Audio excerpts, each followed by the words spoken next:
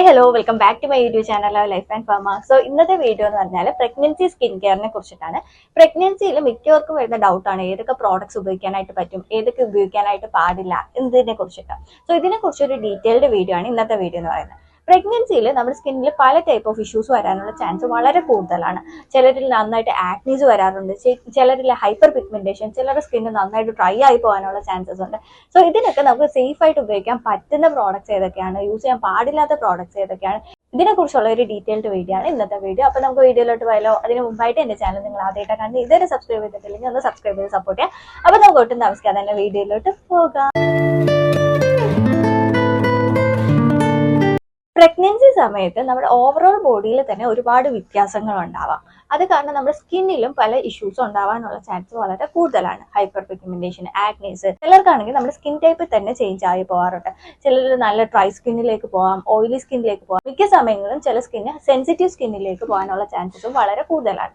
അതുകൊണ്ട് തന്നെ നമ്മൾ യൂസ് ചെയ്യുന്ന പ്രോഡക്റ്റ്സ് വളരെ കെയർഫുൾ ആയിട്ട് വേണം ഈ ഒരു സമയത്ത് യൂസ് ചെയ്യാൻ. അതിനോടൊപ്പം തന്നെ പ്രഗ്നൻസി സമയത്ത് പല പ്രോഡക്ട്സും സേഫ് ആയിട്ട് നമുക്ക് ഉപയോഗിക്കാൻ പാടില്ലാത്ത ഒരുപാട് പ്രോഡക്ട്സ് ഉണ്ട്. സോ അത് നമ്മൾ അറിഞ്ഞിരിക്കണം. ഈ സമയം നമ്മൾ ചൂസ് ചെയ്യുന്ന ഓരോ പ്രോഡക്റ്റും വളരെ കെയർഫുൾ ആയിട്ട് വേണം ചൂസ് ചെയ്യാൻ. ഫസ്റ്റ്ലി നമുക്ക് പ്രഗ്നൻസി സമയത്ത് യൂസ് ചെയ്യാൻ പാടില്ലാത്ത ഇൻഗ്രീഡിയൻസ് ഏതൊക്കെയാണെന്ന് നോക്കാം. ഈ ഇൻഗ്രീഡിയൻസ് വരുന്ന ഒരു പ്രോഡക്ട്സും ചൂസ് ചെയ്യാത്തതാണ്, ഈ ഒരു പ്രഗ്നൻസി സമയത്ത് ചൂസ് ചെയ്യാത്തതായിരിക്കും നല്ലത്. സോ അത് ഏതൊക്കെ ഇൻഗ്രീഡിയൻസ് ആണെന്ന് നോക്കാം. ഫസ്റ്റ് പ്രോഡക്റ്റ് എന്ന് പറഞ്ഞാൽ റെറ്റിനോയിഡ്സ്. റെറ്റിനോയിഡ് എന്ന് പറഞ്ഞാൽ vitamin A derivatives. Vitamin A derivatives ഒന്നും തന്നെ ഈ ഒരു സമയത്ത് പ്രഗ്നൻസി സമയത്ത് യൂസ് ചെയ്യാത്തതായിരിക്കും എപ്പോഴും നല്ലത്. സോ വൈറ്റമിൻ എ ഡെറിവേറ്റീവ്സ് എന്ന് പറഞ്ഞാൽ നമ്മൾ സ്കിന്നിൽ അപ്ലൈ ചെയ്യുമ്പോൾ അത് റെറ്റിനോൾ ആയിട്ട് കൺവേർട്ട് ചെയ്യുകയാണ് ചെയ്യുന്നത്. ഇത് മെയിൻലി ആന്റി ഏജിങ് പ്രോഡക്ട്സിൽ, ആഗ്നി ട്രീറ്റ് ചെയ്യാനുള്ള മെഡിസിൻസിൽ ഒക്കെ വരുന്ന ഒന്നാണ് ഈ ഒരു റെറ്റിനോയിഡ്സ് എന്ന് പറയുന്നത്. സോ റെറ്റിനോയിഡ് ഡെറിവേറ്റീവ്സ് ഒക്കെ കഴിവതും ഒഴിവാക്കുക. റെറ്റിനോയിഡ്സ് എന്ന് പറഞ്ഞാൽ അത് ബേബിയെ എഫക്ട് ചെയ്യാനുള്ള ചാൻസസ് വളരെ കൂടുതലാണ് എന്നാണ് സ്റ്റഡീസ് പറയുന്നത്. അതുകൊണ്ട് തന്നെ ഓറലി ആയാലും ടോപ്പിക്കലി ആയാലും റെറ്റിനോയിഡ്സ് ഈ ഒരു പ്രഗ്നൻസി സമയത്ത് അവോയ്ഡ് ചെയ്യുന്നതായിരിക്കും നല്ലത്. രണ്ടാമത്തെയാണ് salicylic acid. Salicylic acid higher സ്ട്രെങ്തിൽ, ഹയർ കോൺസെൻട്രേഷനിൽ ഈ ഒരു സമയത്ത് ഉപയോഗിക്കരുത് എന്നാണ് സ്റ്റഡീസ് പറയുന്നത്. അത് നമുക്ക് സൈഡ് എഫക്ട്സ് ഉണ്ടാക്കാനോ ബേബിക്ക് സൈഡ് എഫക്ട്സ് ഉണ്ടാക്കാനോ ഉള്ള ചാൻസസ് വളരെ കൂടുതലാണ്. സാലിസിലിക് ആസിഡ് മെയിനായിട്ട് 2% കൂടുതൽ സ്ട്രെങ്തിലുള്ളതാണ് അവോയ്ഡ് ചെയ്യണമെന്ന് പറയുന്നത് പോലും ഈ ഒരു സമയത്ത് സാലിസിലിക് ആസിഡ് കഴിവതും നിങ്ങൾക്ക് വേറെ പ്രോബ്ലംസോ കാര്യങ്ങളോ ഒന്നും ഇല്ല എങ്കിൽ യൂസ് ചെയ്യാത്തതായിരിക്കും കഴിവതും നല്ലത്. സോ രണ്ടാമത് സാലിസിലിക് ആസിഡ്. മൂന്നാമത് വരുന്ന ഒന്നാണ് ഹൈഡ്രോക്വിനോൺ എന്ന് പറയുന്നത്. ഹൈഡ്രോക്വിനോൺ മിക്കവർക്കും ഈ ഒരു പ്രിസ്ക്രിപ്ഷൻ ബേസ്ഡ് ആയിട്ടുള്ള ക്രീംസിലും അതുപോലെ തന്നെ വൈറ്റനിങ് ക്രീംസിലും ഒക്കെ കാണുന്ന ഒന്നാണ് ഹൈഡ്രോക്വിനോൺ. ഹൈഡ്രോക്വിനോണും ഈ ഒരു സമയത്ത് യൂസ് ചെയ്യുന്നത് നമ്മുടെ ബേബിയെ എഫക്ട് ചെയ്യാനുള്ള ചാൻസസ് വളരെ കൂടുതലാണ് എന്നാണ് സ്റ്റഡീസ് പറയുന്നത്. അതുകൊണ്ട് തന്നെ ഹൈഡ്രോക്വിനോണും കഴിവതും ഈ ഒരു സമയത്ത് അവോയ്ഡ് ചെയ്യുന്നതായിരിക്കും നല്ലത്. നാലാമത് വരുന്നതാണ് ആർബ്യൂട്ടിൻ. ആർബ്യൂട്ടിൻ എന്ന് പറഞ്ഞാൽ ഹൈഡ്രോക്വിനോണിന്റെ പ്രിക്കസർ ആയതുകൊണ്ട് തന്നെ ആർബ്യൂട്ടിനും ഈ ഒരു സമയത്ത് അവോയ്ഡ് ചെയ്യുന്നതായിരിക്കും നല്ലത്. ആർബ്യൂട്ടിനും ചില വൈറ്റനിങ് ക്രീംസിലൊക്കെ കാണുന്ന ഒരു ഇൻഗ്രീഡിയന്റ് ആണ്.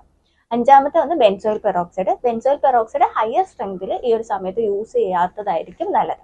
ആറാമത് സൺസ്ക്രീനിൽ വരുന്ന SPF കെമിക്കൽ ബേസ്ഡ് ആയിട്ടുള്ള സൺസ്ക്രീൻ. എപ്പോഴും ഈ ഒരു സമയത്ത് മിനറൽ ബേസ്ഡ് ആയിട്ടുള്ള സൺസ്ക്രീൻ യൂസ് ചെയ്യുന്നതായിരിക്കും ഒന്നും കൂടി നല്ലത്, കെമിക്കൽ അവോയ്ഡ് ചെയ്തിട്ട്. സോ ഇത്രയും ഇൻഗ്രീഡിയൻസ് ആണ് മെയിൻ ആയിട്ടും സേഫ് അല്ല, പ്രഗ്നൻസി സമയത്ത് സേഫ് അല്ല എന്ന് പറയുന്നത്. ഇനി മിക്കവർക്കും വരുന്ന ഡൗട്ട് ആയിരിക്കും, നമ്മൾ ഈ ഒരു പ്രഗ്നൻസിയുടെ ചിലപ്പോൾ സ്റ്റാർട്ടിങ് സമയത്തൊന്നും നമ്മൾ പ്രഗ്നന്റ് ആണെന്ന് അറിയത്തില്ലായിരിക്കും. അപ്പോൾ നമ്മൾ നോർമലി ഇങ്ങനത്തെ പ്രോഡക്ട്സ് ഒക്കെ യൂസ് ചെയ്തിട്ടുണ്ട്, വല്ല പ്രശ്നം ഉണ്ടാവുമോ, ഇങ്ങനത്തെയൊക്കെ ഡൗട്ട് വരാം. അല്ലെങ്കിൽ 1-2 സമയത്ത് നമ്മൾ അറിയാതെ യൂസ് ചെയ്ത് അപ്പോൾ എന്തെങ്കിലും പ്രശ്നം ഉണ്ടാവുമോ, കുഞ്ഞിന് എന്തെങ്കിലും പ്രശ്നം ഉണ്ടാവുമോ, ഇങ്ങനത്തെയൊക്കെ ഡൗട്ട് വരാം. ഒന്നെങ്കിൽ നിങ്ങൾക്ക് ഇത് ഡോക്ടറിനോട് പറയാം. നോർമലി ഈ ഒരു പ്രോഡക്ട്സ് എല്ലാം തന്നെ നമ്മൾ ടോപ്പിക്കലി അപ്ലൈ ചെയ്യുന്നത് കൊണ്ട് തന്നെ വളരെ കൂടുതലായിട്ടൊന്നും നമ്മുടെ ബ്ലഡിലോട്ട് ഇത് അബ്സോർബ് ചെയ്യാനുള്ള ചാൻസ് വളരെ കുറവാണ്. അതുകൊണ്ട് തന്നെ നമ്മുടെ ബേബിയെ വലിയ രീതിയിൽ എഫക്ട് ചെയ്യാനുള്ള ചാൻസസും വളരെ കുറവാണ്. എന്നാലും നമ്മുടെ സേഫർ സൈഡാണല്ലോ ഈ സമയത്ത് നോക്കുന്നത്. അതുകൊണ്ട് തന്നെയാണ് ഈ ഒരു പ്രോഡക്ട്സ് എല്ലാം തന്നെ കഴിവതും ഒഴിവാക്കണമെന്ന് പറയുന്നത്. 1-2 പ്രാവശ്യം അറിയാതെ ഉപയോഗിച്ചെന്ന് വെച്ച് ഭയങ്കര പേടിച്ചിരിക്കേണ്ട കാര്യമൊന്നുമില്ല. അതൊന്നും നമ്മുടെ ബേബീനെ അങ്ങനെ അഫക്ട് ചെയ്യത്തില്ല. പക്ഷേ നമ്മൾ അറിഞ്ഞതിന് ശേഷം ഈ പ്രോഡക്ട്സ് എല്ലാം തന്നെ കഴിവതും നമ്മൾ ഈ ഒരു പ്രഗ്നൻസി സമയത്ത് ഒഴിവാക്കുന്നതായിരിക്കും നല്ലത്. ഇനി ഈ ഒരു പ്രഗ്നൻസി സമയത്ത് നമുക്ക് എങ്ങനത്തെ സ്കിൻ കെയർ ആണ് ഫോളോ ചെയ്യേണ്ടതെന്ന് നോക്കാം. ഇപ്പം നിങ്ങൾക്ക് വേറെ സ്കിന്നിൽ ഒരു ഇഷ്യൂസോ കാര്യങ്ങളോ ഒന്നും ഇല്ല എങ്കിൽ ഈ ഒരു സമയം എന്ന് പറഞ്ഞാൽ വളരെ കുറച്ച് ഇൻഗ്രീഡിയൻസ് അല്ലെങ്കിൽ കുറച്ച് പ്രോഡക്ട്സ് മാത്രം യൂസ് ചെയ്യുന്നതായിരിക്കും എപ്പോഴും നല്ലത്. സോ അത് മെയിനായിട്ട് നമുക്ക് ഉപയോഗിക്കേണ്ട പ്രോഡക്ട്സ് ഏതൊക്കെയാണെന്ന് നോക്കാം. ഫസ്റ്റ്ലി വരുന്നത് ഒരു ക്ലെൻസർ ആണ്. ക്ലെൻസർ എന്ന് പറഞ്ഞാൽ വളരെ ജെന്റിലായിട്ട് ഒരു മൈൽഡ് ആയിട്ടുള്ള ക്ലെൻസർ ചൂസ് ചെയ്യുന്നതായിരിക്കും നല്ലത്. മെയിൻലി ഈ ഒരു സമയത്ത് നമ്മുടെ സ്കിന്ന് കുറച്ച് സെൻസിറ്റീവ് ആയി പോകാനുള്ള ചാൻസസ് ഒക്കെ കൂടുതലായതുകൊണ്ട് തന്നെ വളരെ മൈൽഡ് ആയിട്ട് ജെന്റിൽ ആയിട്ടുള്ള ഒരു ക്ലെൻസർ യൂസ് ചെയ്യുന്നതായിരിക്കും നല്ലത്. ഒന്ന് രണ്ട് എക്സാമ്പിൾസ് ഞാൻ കാണിക്കാം, അതിൽ ഏതെങ്കിലും ഒന്ന് നിങ്ങൾക്ക് ചൂസ് ചെയ്യാവുന്നതാണ്. രണ്ടാമത് വരുന്നതെന്ന് പറഞ്ഞാൽ ഒരു സെറം നിങ്ങൾക്ക് യൂസ് ചെയ്യണമെങ്കിൽ മാത്രം യൂസ് ചെയ്യാവുന്നതാണ്. സെറം ചൂസ് ചെയ്തില്ലെങ്കിലും കുഴപ്പമൊന്നുമില്ല. സെറംസിൽ നമുക്ക് ചൂസ് ചെയ്യാൻ പറ്റുന്ന ഒന്നാമത് വരുന്നതാണ് hyaluronic acid serums. Hyaluronic acid നമ്മുടെ സ്കിന്നിനെ നന്നായിട്ട് ഹൈഡ്രേറ്റ് ചെയ്യാനായിട്ട് ഹെൽപ്പ് ചെയ്യുന്നത് കൊണ്ട് തന്നെ സ്കിന്നിൽ ഡ്രൈ ഒന്നും ആക്കാനായിട്ട് ഹൈഡ്രേറ്റഡ് ആയിട്ട് വെക്കാനായിട്ട് ഇത് ഹെൽപ്പ് ചെയ്യും. രണ്ടാമത് വരുന്ന മോയ്സ്ചറൈസർ ഈ ഒരു സമയത്ത് സ്കിപ്പ് ചെയ്യാത്തതായിരിക്കും നല്ലത്. കാരണം ഈ ഒരു സമയത്ത് നമ്മുടെ സ്കിന്ന് ഡ്രൈ ആവാനുള്ള ചാൻസസ് കൂടുതലാണ്. അതുകൊണ്ട് തന്നെ ഓയിലി സ്കിൻ ആയാലും അല്ലെങ്കിൽ ഡ്രൈ സ്കിൻ ആയാലും ഏത് സ്കിൻ ആയാലും നമ്മുടെ സ്കിൻ ടൈപ്പിന് ചേരുന്ന ഒരു മോയ്സ്ചറൈസർ ചൂസ് ചെയ്യുന്നതായിരിക്കും എപ്പോഴും നല്ലത്. സോ ഈ ഒരു 3 പ്രോഡക്റ്റ് ആണ് മെയിൻ ആയിട്ടും പറയുന്നത്. ഇത് നിങ്ങൾക്ക് വേണമെങ്കിൽ സെറം അവോയ്ഡ് ചെയ്യാം. പിന്നെ മോർണിംഗിൽ ഒരു സൺസ്ക്രീന് ഒരു മിനറൽ ബേസ്ഡ് ആയിട്ടുള്ള സൺസ്ക്രീൻ ചൂസ് ചെയ്യുന്നതാണ് നല്ലത്. ഒന്ന് രണ്ട് എക്സാമ്പിൾസ് ഞാൻ കാണിച്ചു തരാം. സോ അതിൽ ഏതെങ്കിലും ഒരു സൺസ്ക്രീൻ നിങ്ങൾക്ക് ചൂസ് ചെയ്യാം.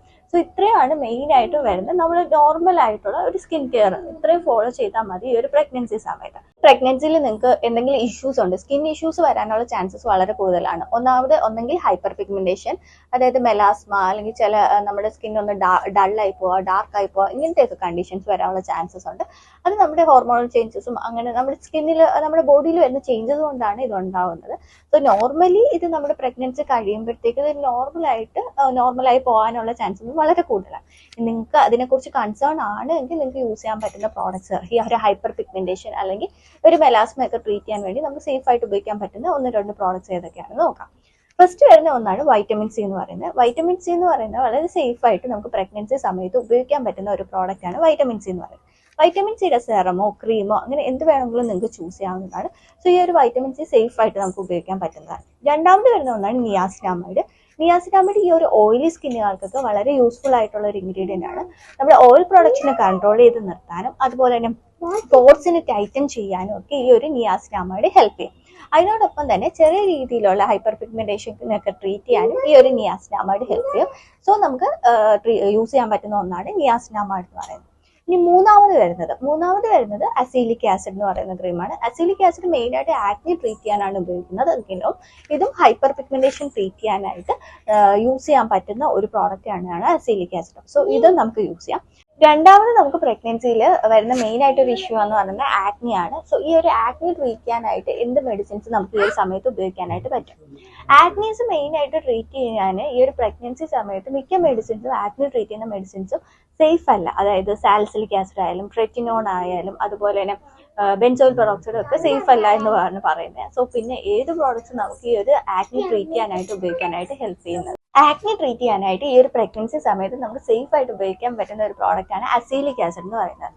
അസീലിക് ആസിഡ് വളരെ സേഫ് ആയിട്ട് ആക്നി ട്രീറ്റ് ചെയ്യാനായിട്ട് ഈ ഒരു പ്രഗ്നൻസി സമയത്ത് നമുക്ക് ഉപയോഗിക്കാൻ പറ്റുന്നതാണ്. ഈ ഒരു അസീലിക് ആസിഡ് എന്ന് പറഞ്ഞാൽ ആക്നിയോടൊപ്പം തന്നെ ഹൈപ്പർ പിഗ്മെന്റേഷൻ ട്രീറ്റ് ചെയ്യാനും ഈ ഒരു അസീലിക് ആസിഡ് ഹെൽപ്പ് ചെയ്യും. പിന്നെ പ്രഗ്നൻസിയിൽ വരുന്ന ഏറ്റവും വലിയ ഒരു ഇഷ്യൂ എന്ന് പറഞ്ഞാൽ സ്ട്രെച്ച് മാർക്സ് ആയിരിക്കും. സ്ട്രെച്ച് മാർക്സ് ഈ ഒരു പ്രഗ്നൻസിയിൽ വരാനുള്ള ചാൻസസ് വളരെ കൂടുതലാണ്. അത് നോർമൽ ആയിട്ടുള്ള ഒരു കാര്യമാണ്. ഈ ഒരു സ്ട്രെച്ച് മാർക്സ് നമുക്ക് എങ്ങനെ കുറയ്ക്കാം? ഇത് ഫുൾ ആയിട്ട് ക്യൂർ ചെയ്യാനായിട്ട് പറ്റത്തില്ല. സോ സ്ട്രെച്ച് മാർക്സ് നമുക്ക് കുറയ്ക്കാനായിട്ട് എന്ത് ചെയ്യാൻ പറ്റുമെന്ന് വെച്ചാൽ അതിൽ മെയിൻ ആയിട്ട് ചെയ്യാൻ പറ്റുന്ന ഒന്ന് മോയ്സ്ചറൈസിങ് തന്നെയാണ്. മോയ്സ്ചറൈസിങ് നമ്മുടെ ബോഡിയെ എപ്പോഴും ഹൈഡ്രേറ്റഡ് ആയിട്ട് വെച്ചാൽ തന്നെ സോ ഈ ഒരു സ്ട്രെച്ച് മാർക്സ് കുറയ്ക്കാനായിട്ട് ഹെൽപ്പ് ചെയ്യും. സോ അതിൽ നമുക്ക് മെയിൻ ആയിട്ട് യൂസ് ചെയ്യാൻ പറ്റുന്നത് സ്ട്രെച്ച് മാർക്സിന് വേണ്ടി യൂസ് ചെയ്യാൻ പറ്റുന്ന ഒരുപാട് പ്രോഡക്ട്സ് ഉണ്ട്. ഒന്ന് രണ്ട് പ്രോഡക്ട്സ് ഞാൻ കാണിക്കാം. ഞാൻ യൂസ് ചെയ്യുന്ന പ്രോഡക്റ്റ് ബയോ ഓയിലാണ്. സോ ബയോ ഓയിലോ അല്ലെങ്കിൽ എന്തെങ്കിലും നിങ്ങൾ നോർമലി യൂസ് ചെയ്യുന്ന മോയ്സ്ചറൈസിങ് ക്രീംസോ അല്ലെങ്കിൽ പാൽമേഴ്സിന്റെ കൊക്കോ ബട്ടർ അങ്ങനത്തെ ക്രീംസ് ഒക്കെ കിട്ടും ഈ ഒരു സ്ട്രെച്ച് മാർക്സ് ട്രീറ്റ് ചെയ്യാൻ. അങ്ങനത്തെ ക്രീംസ് ഒക്കെ നമുക്ക് യൂസ് ചെയ്യാവുന്നതാണ് ഈ ഒരു സമയത്ത്. മെയിൻലി ഈ ഒരു സമയം എന്ന് പറഞ്ഞാൽ ഒരു 4th മന്ത് തൊട്ടെങ്കിലും പ്രഗ്നൻസിയിലെ ഒരു അറ്റ്ലീസ്റ്റ് ഒരു 4th മന്ത് തൊട്ടെങ്കിലും നമ്മൾ ഈ ഒരു സ്ട്രെച്ച് മാർക്സ് ഇങ്ങനെ ക്രീംസ് ഒക്കെ അപ്ലൈ ചെയ്യാൻ തുടങ്ങിയാൽ സ്ട്രെച്ച് മാർക്സ് വരുന്നത് കുറയ്ക്കാനായിട്ട് പറ്റും. പക്ഷെ പൂർണ്ണമായിട്ട് നമുക്ക് ഒഴിവാക്കാനായിട്ട് പറ്റത്തില്ല. ഇത്രയാണ് മെയിൻ ആയിട്ട് നമുക്ക് ഈ ഒരു പ്രഗ്നൻസി സമയത്ത് ഫോളോ ചെയ്യാൻ പറ്റുന്ന സ്കിൻ കെയർ.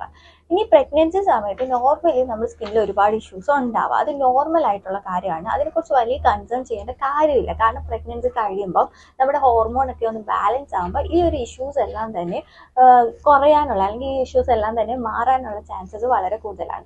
മെയിൻലി വരുന്ന ഹൈപ്പർ പിഗ്മെന്റേഷൻ ആണ്. കഴുത്തിന്റെ അവിടുത്തെ കറുപ്പ് വരാനുള്ള ചാൻസസ് ഉണ്ട്. ആക്നീസ് ഉള്ള സ്കിൻ ടൈപ്പ് ആണെങ്കിൽ അത് കൂടാനുള്ള ചാൻസസ് ഉണ്ട്.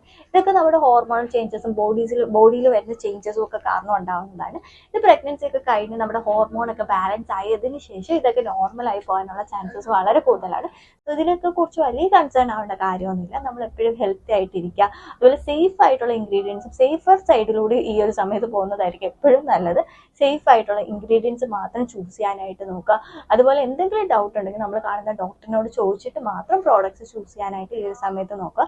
ഓറലി കഴിക്കുന്ന മെഡിസിൻ ഏത് തന്നെ ആയാലും നിങ്ങൾ ഡോക്ടറിനെ കൺസൾട്ട് ചെയ്തിട്ട് മാത്രം കഴിക്കാനായിട്ട് നോക്കാം. സോ ഇങ്ങനത്തെ കാര്യങ്ങളൊക്കെ ഈ ഒരു സമയത്ത് പ്രത്യേകം ശ്രദ്ധിക്കാനായിട്ട് നോക്കാം.